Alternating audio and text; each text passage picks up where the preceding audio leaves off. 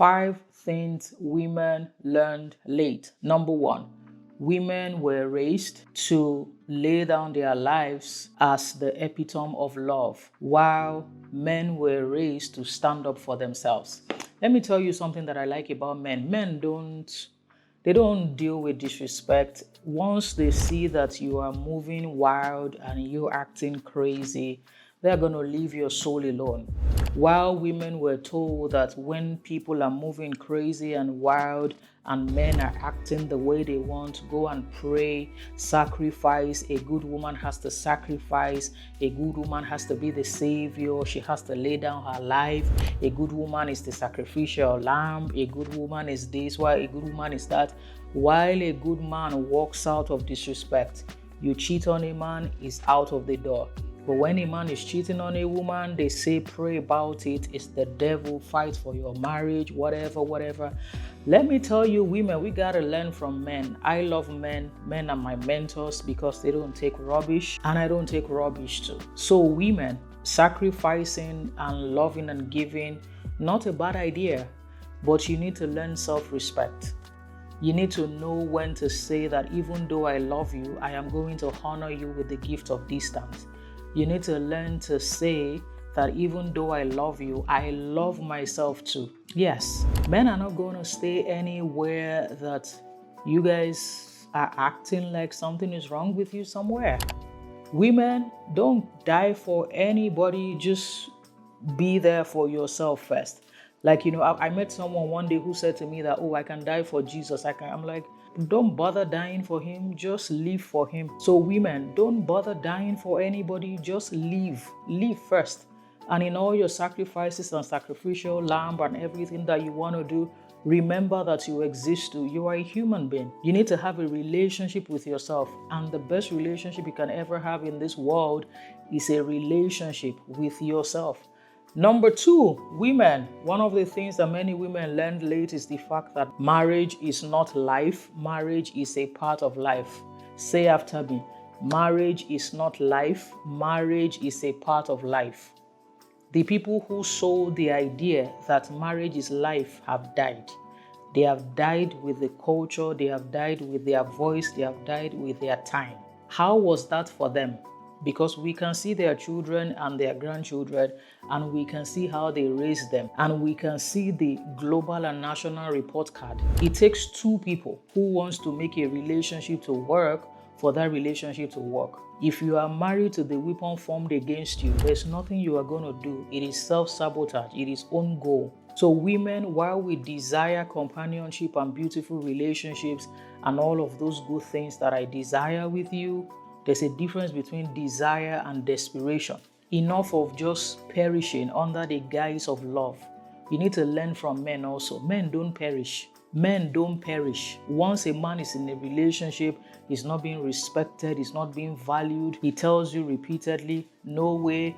He's finding his way out because now he's confirmed that something is fundamentally wrong with you. You need to learn from men. If there's nothing you are learning from men, learn self-respect. Men don't deal with rubbish. Women, you need to learn how not to deal with rubbish. Like sometimes you guys be acting like the dumpster or the trash can, just pour it upon me, cast your rubbish upon me.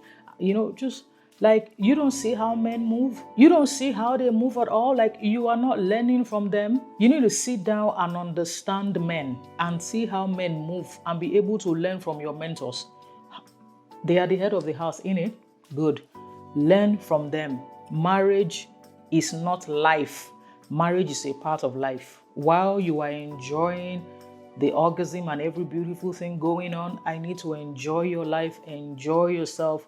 Remember that you exist too. You don't exist just to get married or just to have a husband. Because sometimes when you don't have an identity outside of marriage, you stress the husband, you stress him, you monitor him, you chase him, you become insecure and everything because your entire life revolves around him. So that's the second point. The third point is that women were not rehabilitation centers and fixers. Leave potential alone. And here is what I mean so that you don't take it out of context. Sometimes you know that a relationship is not going to work, but you want to force it to work. Both of you don't agree on your values, you don't have the same purpose, the same mission statement, different parenting style, different financial style.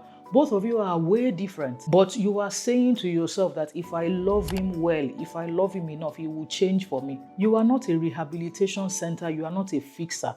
Let men be men. Stop babysitting them, stop infantilizing them, stop acting like you picked them up from creche, this is your first son, all of those drama. Let men be men. Stop emasculating men. Let them show up as the men that they are. Once somebody is not showing up as a man, bless him, pray for him, and just let him be. Pray for him to discover himself. Women want to be fixing badly behaved men. A man, for example, does not submit to God, but he wants you to submit to him. And then I'm wondering, a man who doesn't submit to God, how do you think he will lead you? Where is he leading you to? And then later on, you start fighting him that, I can't submit to you. You knew from the beginning that he doesn't hear the voice of God. If he doesn't hear the voice of God, he obviously hears the voice of the devil. So if you then agree to be with him, what you're indirectly saying is that anywhere he leads you to, you will follow him. Now that he has married you, you now don't want to follow him. Don't deceive men. Once you see that you don't respect him, once you see that your values don't align, leave them alone. Some of you you already know that this gentleman is the weapon formed against you. If you marry him, you will perish. But guess what? You think that after all the doggy styles is going to change. It ain't gonna change. You are not a fixer, you are not a rehabilitation center. Number 4, in all that you have heard, women make your own money. Men are not sponsors, men are not sugar daddies. Yes, they can provide, but make your own money so that you would understand sweating, working hard, diligence, expenses, bills, profit and loss, anything. Make your own money. Because one of the reasons why people step into terrible relationships is because of finances. As long as they have a roof over their head, they can eat, they can smell good, they're good. They will say, I'd rather cry in a Ferrari. Go and ask the owners of Ferrari how their lives are going. Because sometimes when you have not seen money before, you would think that, once you see money, go and ask the people who have seen money. Then the final thing that women learn late is the covenant of life is greater than the covenant of marriage. Only the living can be married. Some people have died, they have joined statistics. Some people are still in relationships where if they don't live, they will perish. And I'm just here to plead with you. The covenant of life is greater than the covenant of marriage, both men and women. Please work on your marriage if both of you want to work on it, if you want to grow. But in all, the covenant of life is greater than the covenant of marriage. Remember to subscribe, remember to share.